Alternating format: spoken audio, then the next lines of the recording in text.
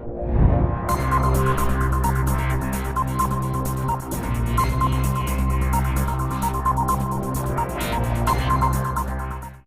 Student, आप लोगों को आपकी अपनी चैनल मैथ ऑपरेशन क्लास में स्वागत है। आज हम लोग पढ़ेंगे पॉलिनोमियल। तो देखेंगे कि पॉलिनोमियल है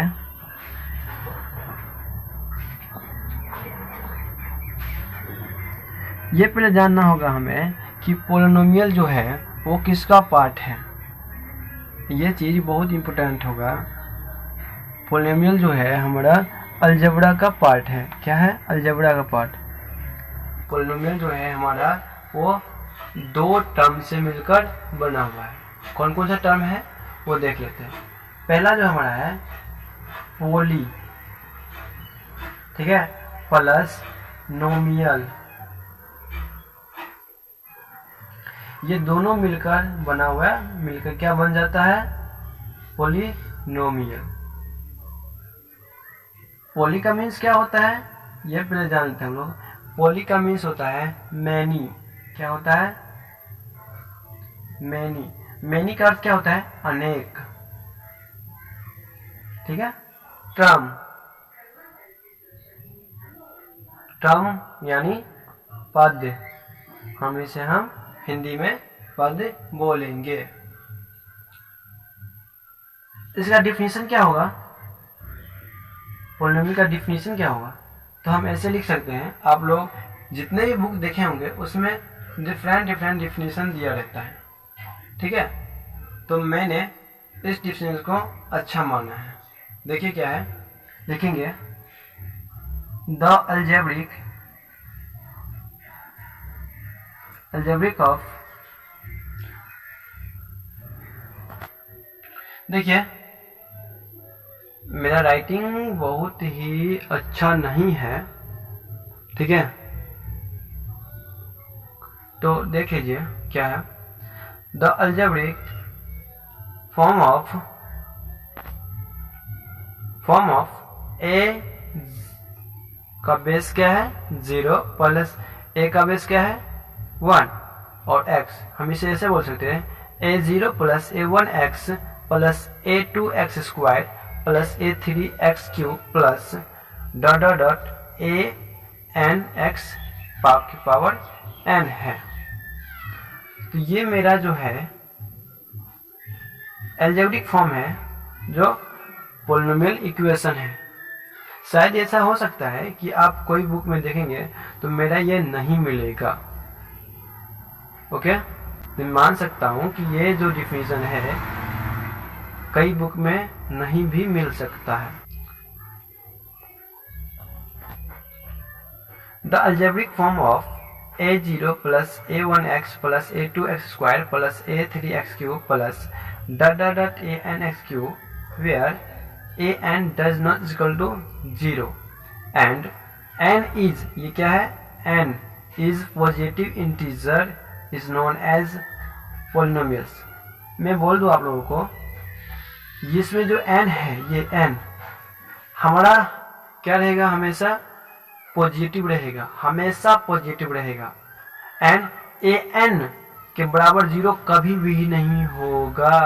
याद रहे कि an के बराबर कभी भी 0 नहीं होना चाहिए, ठीक है। तो ही हमारा वो क्या कहलाएगा? पॉलिनोमियल कहलाएगा, ठीक है। देखते हैं हम लोग कि a0 जो है वो क्या है, a1 क्या है और a2 क्या है। यहाँ पे लिख लेते हैं वेयर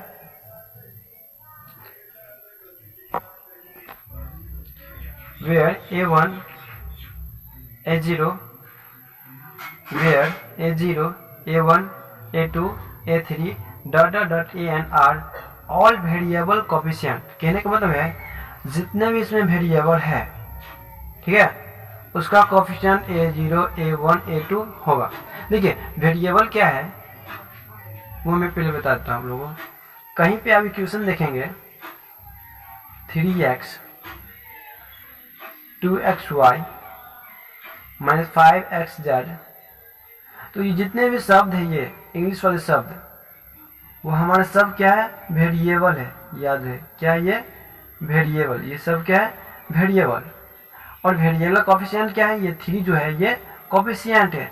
जितने भी कांस्टेंट टर्म है, जितने भी कांस्टेंट टर्म है वो सब मेरा क्या है, कोफिशिएंट। अगर बोल जाए इस टर्म का जो है कोफिशिएंट कितना है, 3, यानी कि x जो वेरिएबल है उसका कोफिशिएंट 3 है, और एक्स वाई का जो है कोफिशिएंट क्या है, 2 है। तो ये मेरा जो इंग्लिश शब्द है वो वेरिएबल है। आगे जाके इसके बारे में हम बहुत ही विस्तार से बताने वाले हैं। तो आप लोग कोफिशिएंट जान लिए।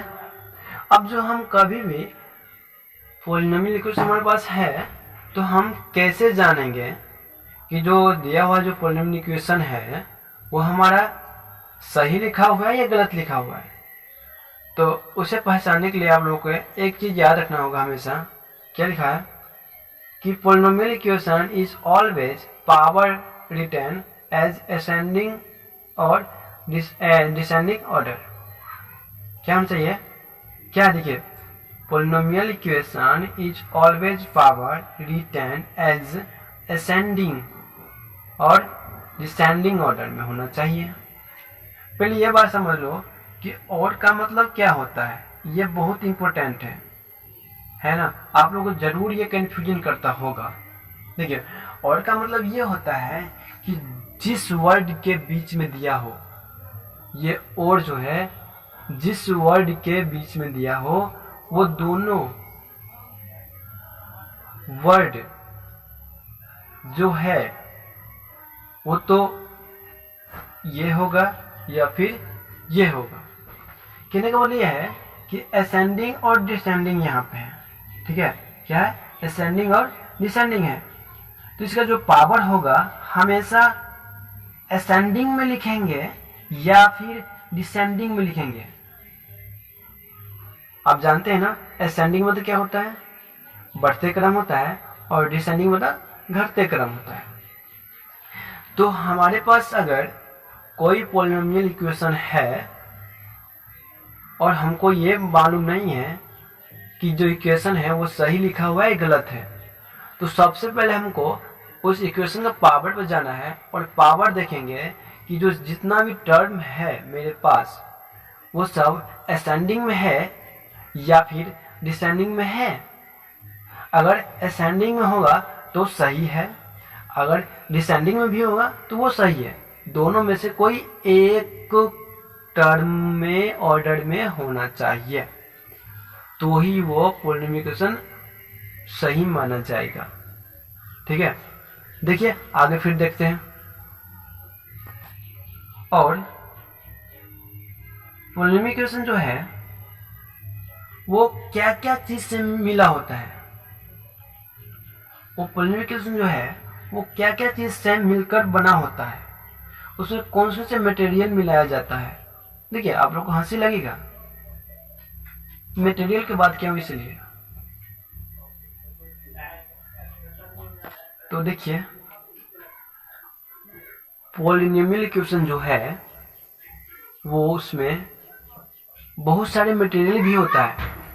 जैसे में घर बनाते हैं तो हम सीधे बालू पे तो नहीं जोड़ देते ईटा है ना, उसमें सीमेंट मिलाते हैं, पानी मिलाते हैं और बालू मिलाते हैं। तो इतना सारा जो मटेरियल है वो सब हम उसमें मिलाते हैं और उसके बाद जो हमारा बन के निकलता है वो मेरा काम का लायक बनता है। क्या वो बालू अभी जो है मेरे पास वो मेरे काम का लायक है? क्या सीमेंट जो है उसमें हम दीवार जोड़ सकते हैं? नहीं जोड़ सकते हैं। अगर आप जोड़ भी दिए तो नहीं टिकेगा वो। तो इसलिए उसमें भी मटेरियल का होता है, मात्रा होता है, इसमें क्या क्या मात्रा देंगे तो सही होगा। तो इसी तरह हमारा जो बहुपद का जो बहुपद यानी पॉलिनोमियल का जो है टर्म इक्वेशन, उसमें भी बहुत सारे मटेरियल मिलाया जाता है और कौन कौन सा मटेरियल मिलाता है वो हम लोग देखते हैं, ठीक है। तो देखिए हमारे पास जो इक्वेशन रहता है उसमें कांस्टेंट जरूर होता है, कांस्टेंट टर्म। कांस्टेंट टर्म क्या होता है, कोई भी नंबर लेते हैं, -3, -5, 6, 2/3, 5/10, है ना, एंड etc। तो ये मेरा सभी क्या है, कांस्टेंट टर्म है। वेरिएबल क्या हो सकता है, देखिए x y z, या फिर p q r, या फिर w x y z, और जो हो सकता है ना। एक्सपोनेंशियल क्या हो सकता है, देखिए एक्सपोनेंट्स को हम लोग और नाम से बोलते हैं इंडेक्स, शायद आप लोग सुने होंगे, या फिर इसका और नाम है पावर, है ना, ये तो मालूम ही होगा आपको। एक्सपोनेंट्स को हम लोग इंडेक्स भी बोल सकते हैं या फिर पावर बोल सकते हैं। अब एक्सपोनेंट्स क्या होता है, देखिए कोई भी वेरिएबल आप जानेंगे ना, इतना सारे x y z p q r w x y z जो भी कुछ है, ये सब वो हमारे सब क्या है, वेरिएबल है।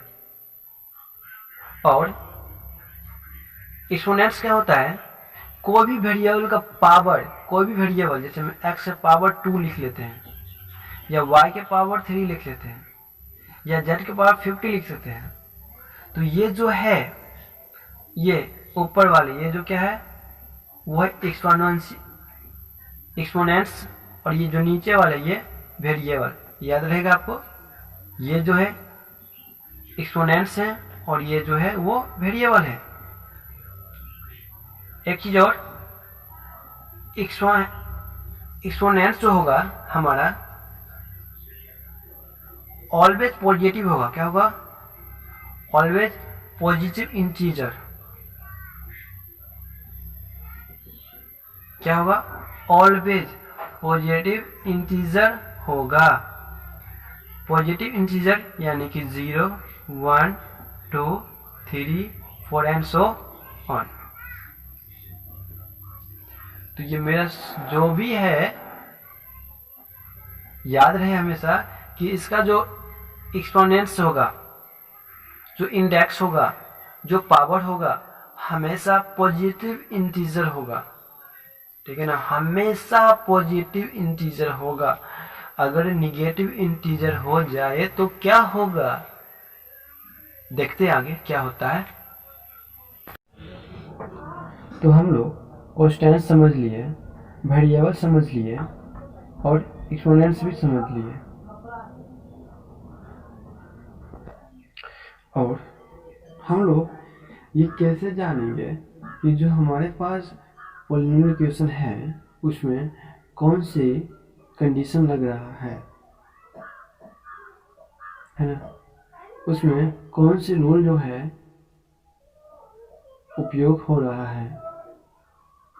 हम लोग कैसे जानेंगे कि जो पॉलिनोमियल इक्वेशन है उसमें कितना टर्म है और किस कंडीशन में है, और कौन कौन सी कंडीशन हो सकता है। देखिए उसमें आपको एडिशन हो सकता है, सब्ट्रैक्शन हो सकता है, मल्टीप्लिकेशन हो सकता है और डिवीजन हो सकता है।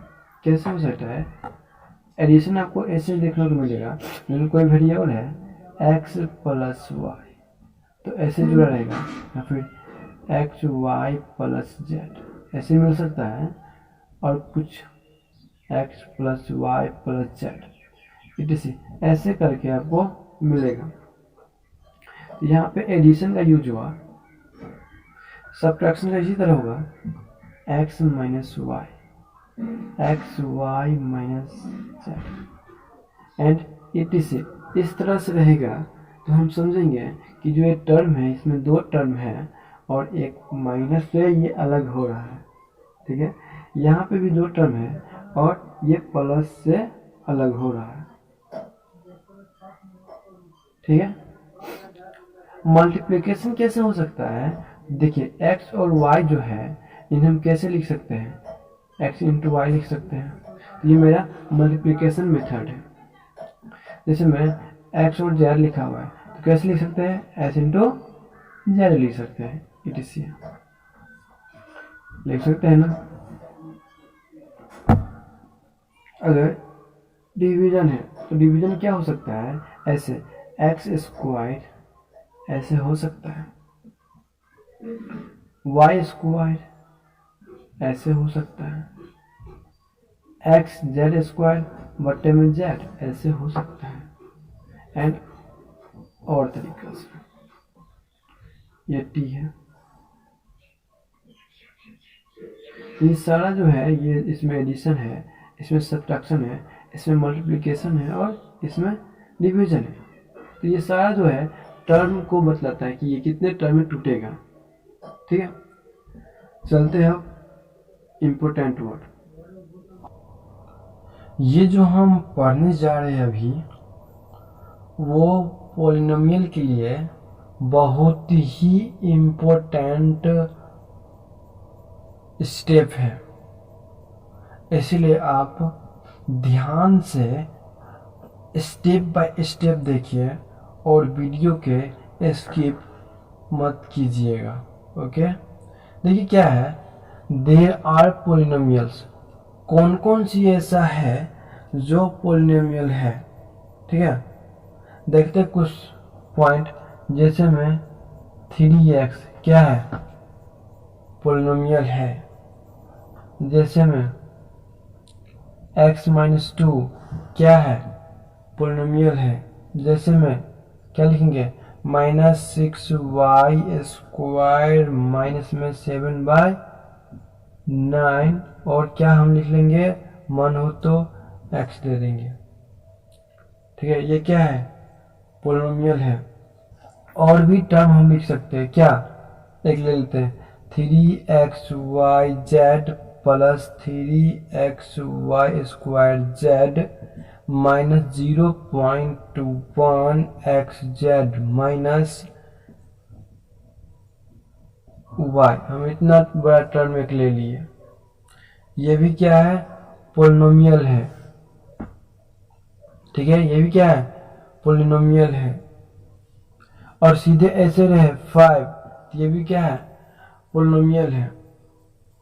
ठीक है, हम देखेंगे आगे कि ये सब जो है कौन सी पॉलिनोमियल है। ये सब तो पॉलिनोमियल है, लेकिन पॉलिनोमियल के अंदर भी ये सब जो है कौन सी पॉलिनोमियल है, ये कौन सी पॉलिनोमियल है, ये कौन सी पॉलिनोमियल है, ये कौन सी पॉलिनोमियल है, ये कौन सी पॉलिनोमियल है, तो हमको देखना पड़ेगा। ठीक है, और etc एक्सेट्रा। आगे देखेंगे कि ऐसा कौन सी कंडीशन है जो पॉलिनोमियल नहीं है। देखिए, मैं बार बार मैं आपको बोल रहा हूं कि ये जो इम्पोर्टेंट रूल है, बहुत ही इम्पोर्टेंट रूल है, तो इसलिए आपको ये चीज ध्यान से देखना अवश्य जरूरी है। देखिए, अब देखेंगे हम लोग जो पॉलिनोमियल कौन सी कंडीशन में नहीं होगा। ठीक है, ये सारा कंडीशन है जो पॉलिनोमियल है, लेकिन अगर ऐसा दे दे कि कौन सी पॉलिनोमियल नहीं है तो हम कैसे पहचानेंगे। देयर आर नॉट पॉलिनोमियल,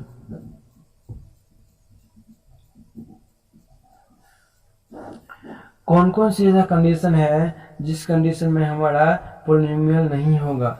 अगर कंडीशन 3xy के पावर -2 रहे तो हमारा ये जो है पॉलिनोमियल नहीं है। ठीक है, पॉलिनोमियल क्यों नहीं है, अगर याद रख लो, मैं बार बार बोल रहा हूं आपको, अगर वेरिएबल के पावर, क्या, वेरिएबल के पावर अगर निगेटिव होगा तो वो पॉलिनोमियल नहीं होगा। मैं फिर से बोल रहा हूं, अगर वेरिएबल की पावर निगेटिव हो तो वो हमारा पॉलिनोमियल नहीं होगा। और क्या कंडीशन हो सकता है, 2/x प्लस 3 हो, यानी कि यहाँ पे कोई भी नंबर होगा। ठीक है, और देखेंगे हम लोग जो वेरिएबल जो है हमारा वो डिवाइड में नहीं होना चाहिए। फिर से सुनो, कोई भी वेरिएबल जो है वो कभी भी डिवाइड के रूप में नहीं होना चाहिए, यानी कि वो रेशनल के रूप में नहीं होगा। अगर रेशनल के रूप में है वेरिएबल तो पॉलिनोमियल नहीं कहलाएगा। और कंडीशन क्या हो सकता है, 1/x। देखिए वो भी बात है, अगर यहाँ पे रेशनल है, यहाँ कुछ भी ले सकते हैं, 2/y 3/z जो भी कुछ होगा, ये सारा क्या है, ये पॉलिनोमियल है? नहीं, ये पॉलिनोमियल नहीं है। क्यों नहीं है पॉलिनोमियल? क्योंकि ये जो वेरिएबल है वो रेशनल में है। ठीक है, कहने का मतलब डिवाइड में नहीं होना चाहिए। कौन सा वेरिएबल? अब मैं बता दूं, मैंने एक जगह बताया था कि वो ऐसे हम लिख सकते हैं, तो वो सही है या गलत है? यहाँ पे देखिए, यहाँ पे हमने डिवाइड में बदलाए थे x² y² xz² ये जो है हमने बोले थे कि ये पॉलिनोमियल है, लेकिन ये पॉलिनोमियल क्यों नहीं है? ये जो है ये पॉलिनोमियल क्यों नहीं है? मैं पहले बोल रहा हूँ कि जो वेरिएबल जो है कभी भी डिवाइड में नहीं होना चाहिए। अगर डिवाइड में दिख जाए तो हम बोल देंगे कि वो पॉलिनोमियल नहीं है। फिर से आप यहाँ पे देखिए, यहाँ पे डिवाइड में है, लेकिन देखिए यहाँ पे अगर मान लो ये ले लेते कोई ये, तो एक से हम x² है, हम इसे कैसे लिख सकते हैं? x इंटू एक्स लिख सकते हैं ना, ये स्क्वायर है तो 2 बार, अब बट्टे में x, एक x गया, कितना हो गया x, सीधे क्या हो गया, ये x बच गया, इसीलिए हम ऐसे लिख सकते हैं। यहाँ पे भी हम इसे देखिए लिखते हैं, अगर x है और y² z है, xy² है और z है, और यहाँ पे z है ना, क्या है ये xz² बट्टे में z, तो हमने उसे देखा था आपको। यहाँ पे हम ऐसे लिख सकते हैं xz इंटू z बट्टे में z, z से z गया, xz बच गया, देख लिए ना आप। तो ये पॉलिनोमियल है, बट लेकिन ये हमारा पॉलिनोमियल नहीं है। हम इसे कैसे निकालेंगे, कैसे काट करेंगे, हम इसे हम कैसे क्रॉस करेंगे? ये होगा कभी भी नहीं ना। तो ऐसे रूप में हो तो ये पॉलिनोमियल नहीं होगा। जैसे में रूट में रहा तो वो भी हमारा, अगर वेरिएबल रूट में हो तो वो भी हमारा पॉलिनोमियल नहीं कहलाएगा। ठीक है, जैसे में कोई समीकरण दे रखा है, √x + y - 3 = 0, ये पॉलिनोमियल है? ये पॉलिनोमियल नहीं होगा, क्योंकि ये जो वेरिएबल है वो किस में है? रूट में है। तो क्या होगा, वेरिएबल कभी भी रूट में नहीं होना चाहिए। मैं शुरू से स्टार्टिंग से बतला देता हूँ, वेरिएबल का कभी भी जो पावर हो वो निगेटिव नहीं होना चाहिए, वेरिएबल कभी भी डिवाइड भी नहीं होना चाहिए, रेशनल में नहीं होना चाहिए। वही बात यहाँ पे भी है, जो पॉलिनोमियल है उसमें जो वेरिएबल होता है वो कभी भी डिवाइड में नहीं होना चाहिए। ठीक है, कभी भी वेरिएबल लेटर जो है वो रूट में नहीं होना चाहिए। अगर ये सब रहा बीच में तो समझ जाएंगे, डायरेक्ट बोलेंगे कि जो समीकरण है वो हमारा पॉलिनोमियल नहीं होगा। देखते कुछ कंडीशन जो ऐसे रूप में भी हमको लगेगा कि ये नहीं है, लेकिन वो पॉलिनोमियल होगा। देखते हैं आगे। देखिए क्या है, there are allowed in polynomial. कुछ कंडीशन ऐसे भी है जो पॉलिनोमियल होगा। आपको लगेगा कि इसके रूप में है, लेकिन सही में इसके रूप में नहीं होगा। देखिए मैं लिख रहा हूं, क्या x/2 पॉलिनोमियल होगा? देखिए यहाँ पे मैं क्या बोला आपको, जो वेरिएबल है वो हमारा डिवाइड में नहीं होना चाहिए। तो यहाँ पे वेरिएबल डिवाइड में है क्या? वेरिएबल तो डिवाइड में नहीं है। वेरिएबल यानी x जो है वो डिवाइड में है। ये तो कांस्टेंट टर्म है, ये 2 जो है कांस्टेंट टर्म है। तो 2 तो डिवाइड में हो या नहीं हो मतलब तो नहीं है आपको, उससे कोई रिलेशन नहीं है आपको। बस आपको यही चीज देखना है कि जो वेरिएबल, ओनली वेरिएबल पे ध्यान देना है कि वेरिएबल हमारा डिवाइड में नहीं होना चाहिए, वेरिएबल का पार्ट कभी निगेटिव नहीं होना चाहिए, वेरिएबल कभी भी रूट के अंदर नहीं होना चाहिए। ठीक है, ये तो नहीं है, तो ये क्या है? पॉलिनोमियल है। अगर ऐसा रहो तो 3x/8 तो ये भी पॉलिनोमियल है। अगर ऐसा रहो तो √2 ये पॉलिनोमियल है। ठीक है, etc कर लेते हैं। अब देखेंगे पॉलिनोमियल की टाइप।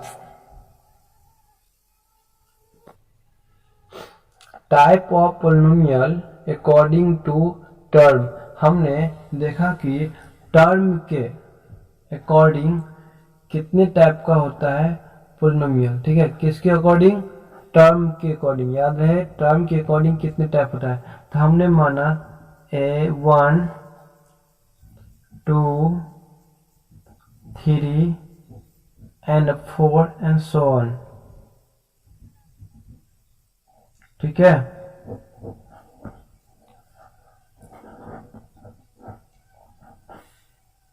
देखिए जिस टर्म में, जिस पॉलिनोमियल में एक ही टर्म हो, क्या है, जिसमें एक ही टर्म हो उसे हम क्या बोलेंगे?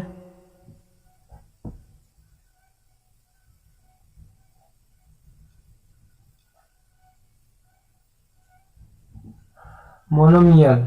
क्या बोलेंगे हम लोग? मोनोमियल। जिसमें 2 टर्म हो उसमें क्या बोलेंगे? बाइनोमियल।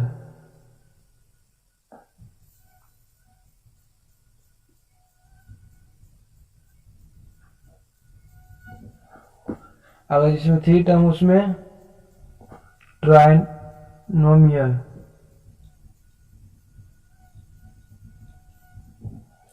और जिसमें 4 हो उसको हम क्या बोलेंगे?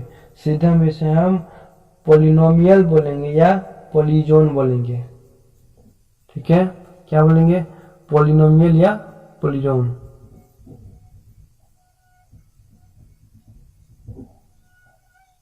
या फिर पॉलीजोन।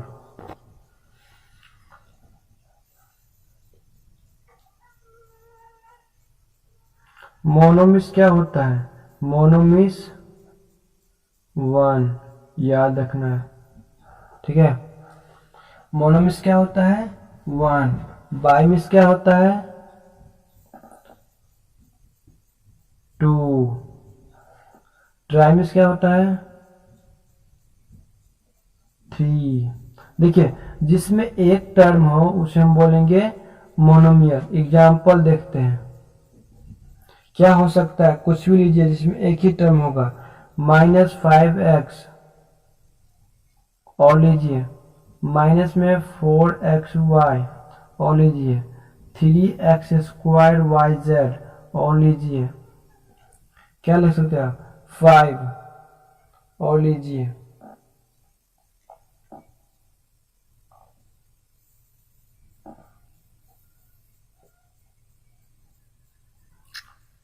(3x3y) और etc कर लेते। देखिए ये सारा टर्म जो है ये मोनोमियल है। क्यों? क्योंकि सब में एक ही टर्म है, एक ही टर्म है, ये सब सब एक ही टर्म है ये सब। हाँ, ये कैसे हम जानेंगे कि एक ही टर्म है, इसमें है या फिर नहीं है? तो देखिए सीधे 5 है, सीधे 2 है, सीधे 2 रहेगा या 4 रहेगा, कुछ भी रहेगा, वो भी हमारा पॉलिनोमियल होगा। मैंने पीछे बोला हुआ था कि जो कोई भी टर्म होगा उसमें कुछ ना कुछ जरूर होता है, या फिर कांस्टेंट होता है, वेरिएबल होता है और एक्सपोनेंट्स होता है। तो तीनों मिलकर एक पॉलिनोमियल इक्वेशन बनाते हैं, है ना। तो हम 5 में कैसे जानेंगे कि ये तीनों टर्म है? देखिए 5 को हम ऐसे लिख सकते हैं, 5 इंटू एक्स पावर 0 लिख सकते हैं।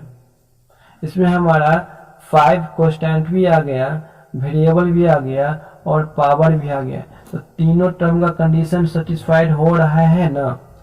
जिस पॉलिनोमियल तीनों टर्म का सेटिस्फाइड हो रहा हो तो वो मेरा पॉलिनोमियल होगा। देखिए यहाँ पे कैसे हो रहा है, 5 तो हो गया इतना, मल्टीप्लाई हम कर सकते हैं और किसी चीज का पावर 0 को छोड़कर, यानी कि यहाँ पर अगर 0 का पावर 0 तो ये नहीं, 0 को छोड़कर बेस में 0 नहीं होना चाहिए और बाकी कोई भी संख्या हो, जैसे यहाँ पे x है तो x से पावर 0 है, तो 0 को छोड़कर यहाँ कुछ भी संख्या हो और पावर में 0 होगा तो उसका वैल्यू हमारा 1 होता है।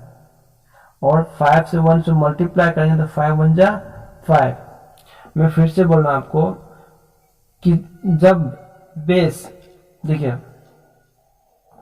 यहाँ पे x से पावर 0 जो है इसे हम क्या बोलेंगे? बेस। इसे हम पावर। तो बेस में 0 नहीं होना चाहिए, base bar does not equal to 0। और बाकी कोई भी अक्षर ले लीजिए, उसका पावर अगर हम 0 कर दें तो मेरा किसके बराबर होता है? 1 के बराबर। ठीक है, ये कंडीशन आपको याद रहेगा हमेशा ना। देखिए फिर अब मैं बाइनोमियल का एग्जांपल दे रहा हूं। बाइनोमियल यानी 2। अब ये बोलिए आप लोग कि जो हमारा साइकिल होता है उसे हम वर्ड में क्या बोलते हैं? बाई साइकिल बोलते हैं, है ना। डायरेक्ट साइकिल तो नहीं बोलते हम लोग, बाई साइकिल बोलते हैं। बाई साइकिल क्यों बोला जाता है? आपने कभी सोचा है साइकिल को बाई साइकिल क्यों बोला जाता है? देखिए क्योंकि बाईसाइकिल उसे इसलिए बोला जाता है, उसमें 2 पहिया होता है और उसमें 2 ऐसा टर्म होता है जिसे हम अलग कर सके। ठीक है, जिसमें 2 हो और हम दोनों पार्ट को अलग 2 पार्ट में बांट सके। ये नहीं आप साइकिल को आधा आधा डायरेक्ट काट देंगे, है ना। वो मैं वो नहीं बोल रहा हूं, आपको वो बोल रहा हूं जो पहिया होते हैं आसानी से खुल जाएगा, है ना। तो ये दोनों है, 2 पहिया लगा हुआ है, तो यानी कि वो बाइनोमियल के रूप में आ रहा है, इसीलिए हम उसे बाईसाइकिल बोलते हैं। ठीक है, अगर कहीं कहीं पे आप देखे होंगे कि एक चक्का भी होता है, मतलब कोई ऐसा गेम होता है या फिर आप लोग भी कई चलाए होंगे एक चक्के वाले जिसमें गुड़कता रहता है, देखेंगे आप लोग ऐसे करके होता है। मान लो ऐसे है, ठीक ना, ये पहिया ओनली, और ऐसे लगा रहता है और बस इसे पकड़ कर चलाता रहता है ना। ऐसे आप देखे होंगे, तो इसे हम क्या बोलेंगे? एक ही पहिया तो मोनोमियल, हाँ, और जिसमें 2 पहिया हो जाए लगा हुआ, ठीक है। वैसे हमको साइकिल तो बनाना नहीं आता है, फिर भी तो जिसमें 2 पहिया लग जाए उसे हम क्या बोलेंगे? बाइनोमियल। अगर जिसमें 3 ठो पहिया लगा रहता है उसे क्या बोलेंगे? ट्राइनोमियल। और जिसमें 4 या 4 से अधिक होगा डायरेक्ट हम पॉलिनोमियल बोलते हैं। ठीक है, जिसमें 3 पहिया हो ट्राईसाइकिल बोलते हैं, जिसमें 2 पहिया हो बाई साइकिल बोलते हैं, जिसमें 1 पहिया हो उसे हम मोनोमियल साइकिल या मोनोसाइकिल बोलते हैं, है ना। तो इसे टर्म देख लेते हैं, इसमें एग्जाम्पल कुछ क्या हो सकता है। तो ये मेरा बाइनोमियल है, क्या? 3x² - 2। देखिए यहाँ पे ये जो माइनस से अलग हो रहा है यहाँ पे, ठीक है। यहाँ पे एक जगह हम प्लस कर देते हैं, सोचो माइनस लगा है, तो ये माइनस पे ये अलग हो रहा है 2 टर्म, लेकिन एक टर्म ये रहा और एक टर्म ये रहा, है ना। ये सारा क्या है? पॉलिनोमियल इक्वेशन है, लेकिन टर्म एक टर्म ये और एक टर्म ये, तो 2 टर्म हो गया। अब यहाँ देखिए ये सारा क्या है? पॉलिनोमियल इक्वेशन है, लेकिन एक टर्म्स ये मिल रहा है और एक टर्म ये। देखिए हमेशा टर्म को बांटने के लिए सिर्फ आपको एडिशन और सब्ट्रैक्शन ही मिलेगा। हम पीछे बतलाए थे एडिशनल और सब्ट्रैक्शन। तो याद रहे हमें जो टर्म हमें पार्ट बाय पार्ट अलग करता है वो हमारा दो ही है, एडिशन और सब्ट्रैक्शन। देखिए यहाँ पे एडिशन और सब्ट्रैक्शन, ये टर्म 1 और टर्म 2 दो मिल गए। इस जितना भी टर्म है इसमें क्या है, दो ही टर्म है, ये सब सारा क्या है, दो ही टर्म है। यहाँ 3 टर्म देखिए, यहाँ पे एक टर्म ये रहा फिर प्लस है, एक टर्म ये रहा फिर प्लस है, एक टर्म ये रहा, ये इसमें सारा प्लस है, माइनस भी हो सकता है यहाँ पे, उसमें कोई देखिए बस 3 टर्म होना चाहिए। टर्म में अभी पढ़ रहा हूँ, ठीक है। इसमें क्या होना चाहिए, 3 टर्म, यानी 1 2 3 मिल गया, 1 2 3 मिल गया, 1 2 3 मिल गया और 1 etc। ठीक है, ऐसे होगा तो आप समझेंगे कि ट्राइनोमियल है, बाइनोमियल है और मोनोमियल है। और देखिए 4 है तो उसमें कितना टर्म होगा, आप लोग तो आप जाने गए होंगे, है ना। जिसमें 4 टर्म होगा उसे हम पॉलिनोमियल बोलेंगे। सीधे बात आप देखिए, जिस टर्म में 3 से अधिक हो, है ना, जिस पॉलिनोमियल इक्वेशन में 3 टर्म से अधिक हो उसे डायरेक्ट बोलेंगे हम पॉलिनोमियल इक्वेशन है। ठीक है, डायरेक्ट बोल देंगे। ये देखिए 1 2 3 4 ये सारा क्या है, पॉलिनोमियल है, पॉलीजोन बोलते हैं। इससे आगे जो भी होगा पॉलिनोमियल बोल देंगे। तो आपको ये याद रहे कि टर्म जो होता है वो हमारा मोनोमियल होता है, बाइनोमियल होता है और ट्राइनोमियल होता है और पॉलिनोमियल होता है। इससे अगर जो भी होगा उसे हम सीधे पॉलिनोमियल बोलेंगे। ओके, अब हमने पढ़ा टर्म के हिसाब से, ये अकॉर्डिंग टर्म के अकॉर्डिंग। अब हम लोग पढ़ेंगे डिग्री के अकॉर्डिंग कितने प्रकार के होता है। तो चलते हैं। Type of polynomial according two degree. देखिए डिग्री के हिसाब से हम पॉलिनोमियल की टाइप देखते हैं। अगर डिग्री 1 रहे तो उसका नाम क्या हम लोग बोलेंगे, लीनियर पॉलिनोमियल। अगर डिग्री 2 रहे तो उसे हम क्या बोलेंगे, क्वाड्रेटिक पॉलिनोमियल। अगर डिग्री 3 रहे तो क्यूबिक पॉलिनोमियल। देखिए एल लीनियर पॉलिनोमियल को हम शॉर्टकट नाम बोल सकते हैं, क्या, एल पी। ठीक है, इसका क्या बोल सकते हैं हम, हाँ क्यू पी, इन्हें हम सी पी। ठीक है, तो कभी कभी हम अगर एक्सरसाइज हम लोग सॉल्व करेंगे तो एल पी भी हम लिखेंगे, कहीं पर क्यू पी भी लिखेंगे, कहीं पर सी पी भी लिखेंगे। तो आप लोग ये देखे रहेंगे वीडियो, उसके बाद ही समझेंगे। ठीक है, एल पी मतलब लीनियर पॉलिनोमियल, क्यू पी मतलब क्वाड्रेटिक पॉलिनोमियल और सी पी मतलब क्यूबिक पॉलिनोमियल। देखिए लीनियर पॉलिनोमियल में हाईएस्ट पावर कितना होता है, हाईएस्ट डिग्री कितना होता है, याद रहे आपको, हाईएस्ट डिग्री आपको 1 होता है। लीनियर में 1 होता है, क्वाड्रेटिक में 2 होता है और क्यूबिक में 3 होता है हाईएस्ट। कुछ एग्जाम्पल देख लेते हैं इन लोगों को हम, इनका कुछ एग्जाम्पल देख लेते हैं। ये देखिए इस सारा जो देख रहे हैं आप सब क्या है, लीनियर, ये है क्वाड्रेटिक, ये है क्यूबिक। ठीक है, देखिए लीनियर का पावर हमेशा हाईएस्ट पावर 1 होता है। मैं बार बार बोल रहा हूँ, लीनियर का हमेशा हाईएस्ट पावर 1 होता है, क्वाड्रेटिक का हाईएस्ट पावर 2 होता है और क्यूबिक का हाईएस्ट पावर 3 होता है। देखिए यहाँ पे अगर आप डिग्री के लेवल पर लिख रहे हैं कोई इक्वेशन तो हमेशा अगर x ले रहे हैं तो x के फॉर्म में होगा, अगर y ले रहे हैं तो y के फॉर्म में होगा। ये नहीं कि यहाँ पे लिख दिए x और वहां पे लिख देंगे y, नहीं। अगर x ले रहे हैं तो हाईएस्ट पावर अगर x का है तो x ही टर्म में बनेगा उसका इक्वेशन, है ना। इसमें डिग्री में हम इसमें जैसे देखे थे यहाँ पे x भी ले लिए थे और y भी ले लिए थे, ये तो मेरा टर्म था। ठीक है, लेकिन अब जो होगा हमारा वो इक्वेशन बन रहा है यहाँ पे, यही तो मेरा मेन है। तो देखिए यहाँ पे 3x माइनस 5 ये भी लीनियर होगा, 2y प्लस 3 ये भी लीनियर होगा, 5x माइनस 3x की पावर 0 ये भी लीनियर है। क्योंकि देखिए x का पावर 0 यानी इसका वैल्यू क्या होगा 1, यानी कि क्या बन जाएगा, ये बनकर आ जाएगा हमें 5x-3 बन जाएगा, है ना। और ऐसे लेंगे तो इस सभी का पावर क्या है 1, हाईएस्ट पावर भी क्या है 1। इसमें देखिए क्वाड्रेटिक में 3x² - 5x + 10, देखिए हम x ले रहे हैं तो सभी x लेंगे, ठीक है।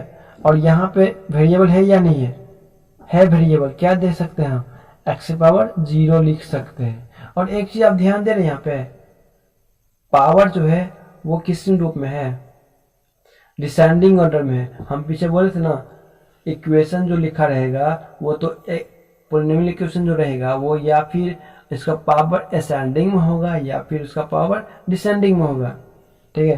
तो ये क्या है डिसेंडिंग ऑर्डर में है, ठीक है। हमने सभी को डिसेंडिंग में लिखे हैं, आप असेंडिंग में भी लिख सकते हैं, इससे कोई ऐसा नहीं होता है, ठीक है। लेकिन दोनों में से होना चाहिए, या फिर ये होना चाहिए या फिर ये, यानी कि या फिर असेंडिंग होना चाहिए या फिर डिसेंडिंग होना चाहिए। ये सब मेरा क्या है पॉलिनोमियल है और इसका हाईएस्ट पावर कितना है 2, किसका क्वाड्रेटिक का। याद है क्वाड्रेटिक का हाईएस्ट पावर 2, लीनियर का हाईएस्ट पावर 1 और क्यूब का 3 होता है। ये सभी क्या है 3, देखिए हम x ले रहे हैं सभी x लेंगे, ठीक है। और पावर हमेशा असेंडिंग में होना चाहिए या फिर डिसेंडिंग होना चाहिए। अगर आप चाहते हैं कि 4 से आगे अगर 4 रहे पावर तो उसे क्या बोलेंगे, 5th रहे तो उसे क्या बोलेंगे। अगर चाहते हैं तो प्लीज इस वीडियो के कमेंट बॉक्स में मुझे कमेंट बोल दीजिएगा, ठीक है। मैं अगले वीडियो में उससे सभी प्रकार के आप लोगों को मैं बोल दूंगा। अब हम लोग अगले वीडियो में पढ़ेंगे, एक्सरसाइज बनाना शुरू करेंगे। तो मिलते हैं हम लोग अगले वीडियो में। हाँ, अगर अभी तक आप लोग इस चैनल को सब्सक्राइब नहीं किए हैं तो सब्सक्राइब कर लीजिए और साथ में बेल आइकन भी दबा लीजिए, जिससे कि आपको जल्द से जल्द में वीडियो मिल जाए, ठीक है। तो मिलते हैं अपने लोग अगले वीडियो में और साथ में एक्सरसाइज के साथ।